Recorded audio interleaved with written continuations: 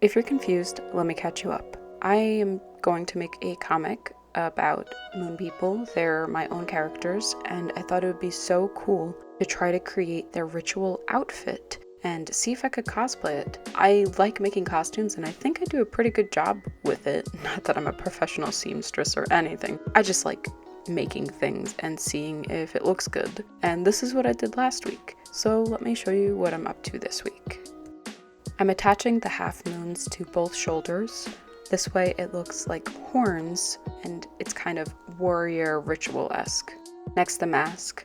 I was afraid that it'd be too much weight on the single piece of cardboard, so I wanted to cover all the beads and weight to super duper secure it so I don't have to worry about anything falling off or ripping, because that would really suck if my painting got destroyed. I found the best way to apply the cardboard was to cut the shape of the wing and then cut little relief marks, so then I could easily mold it around the 3D shapes and glue it down so it was more secure than just floating with a bit of glue.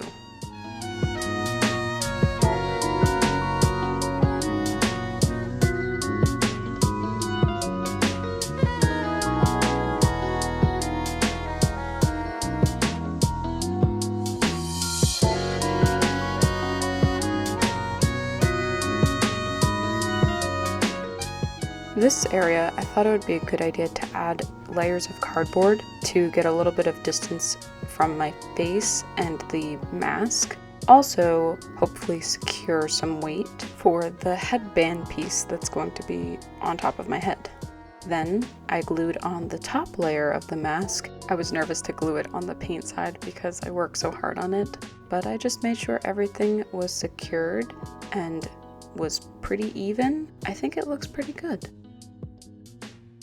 While at a craft store, I realized I could buy this styrofoam circle and hopefully be able to attach both sides of the wings and create the distance from my face to the mask, as well as be a secure spot for the headband piece. So I ripped off all the cardboard and started carving away at the styrofoam to hide it behind the mask, but also be a secure spot for everything else. The little styrofoam balls were getting absolutely everywhere. They were sticking to everything, which was annoying, but I was just hoping it would pay off and be a secure spot for the mask. The styrofoam did break, so I had to figure out the best option to glue it all together. Since it was already apart, might as well carve the pieces I didn't need. I figured cardboard's been working for me, so might as well use it. I was getting overwhelmed with thinking about how to attach it to my head, so I added the moon because it looks very nice. And this styrofoam headband was supposed to be my headband originally, and it fit around my head as a full circle. So I knew that I couldn't glue a full circle to the styrofoam. It wouldn't be that secure. So what if I cut off a little piece and attached it to the mask? I did not measure. I did not test it out. Later, I realized that this was not smart because it did not fit on my head at all. That was another bust. I think when it comes to creating, you have to experiment and try things and see what works until you get what you need. There's no harm in starting over. Sometimes you just need that clean slate in order to fix it and make it way better. It took me a while to come up with this, but I figured might as well try. I cut out layers of cardboard and decided that will be my headband. I measured it properly and started gluing and layering. I was trying not to break everything because I have a small space to work on and I kind of keep making big piles everywhere. I'm just trying to secure the headband in every which way and put multiple layers so it's stronger and stronger. You wouldn't believe how strong cardboard could be if you just added the right amount of glue and the right amount of cardboard. So I was hoping that this would be true for this project as well.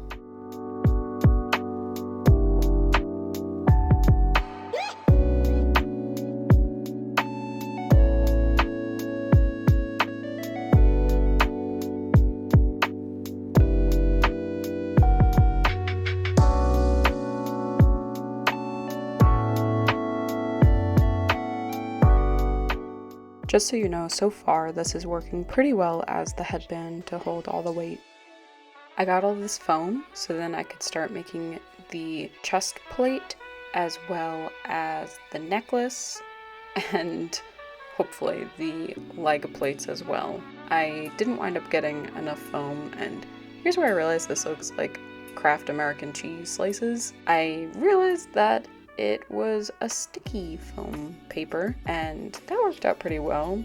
Here I was just chopping it up to make that V necklace line and folding it over to get the right shape, hoping it would fit around my neck and look good. Like I said, I'm not really much of a measurer, but I kind of put it around my neck and see what feels comfortable, see if the shape looks good, and if it doesn't, I just keep trimming away until it is what I need. And that's what I usually do with a lot of my pieces. Here I'm applying Velcro, so then I can easily take this neck piece on and off. Turns out I put it on the wrong side, the foam was stuck there, so I had to just glue it backwards, and it wound up working out, so can't complain about that. I'm trimming the Velcro so then it perfectly fits behind the neck piece and will look professional and just work out well, because I only really need a little bit of Velcro for the necklace to work.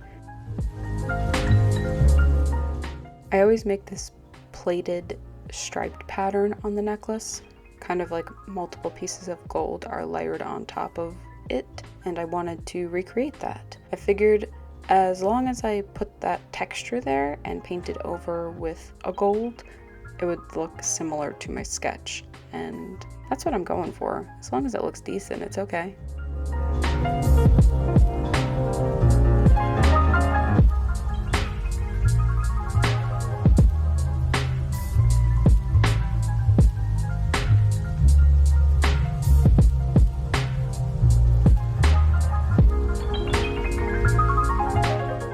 Next up, I'm creating the chest armor. All I did was took the foam pieces horizontally and just kept pairing them together. I would measure them against my waist and be like, all right, we need another rectangle. We need another one. And that's how I went about this. Eventually I trimmed it down to what I needed, and then I wanted to apply the Velcro because I need to get in and out of this waist armor.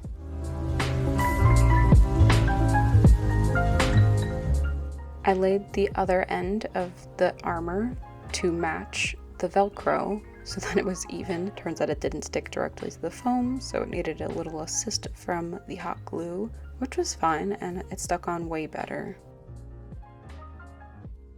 Next up is covering the foam in gesso. I was afraid that the foam would soak up too much paint, so I figured adding a layer of gesso as a protective layer so nothing would absorb would be good, and then we can just splash white or some color on there and then apply the gold. I did the same process for the waist armor, but this will probably be in black or blue or iridescent. Lastly, I covered the back of the chest plate because I didn't want any ramen noodle boxes to be showing from underneath. That's where I got this week. I'm pretty happy with it. Expect a part 3 in a future Monday video. Remember, you could directly support me by buying off my Etsy, and if you can't financially, consider liking and subscribing and commenting. I love seeing what you guys have to say. Thanks guys, see you next time. Bye!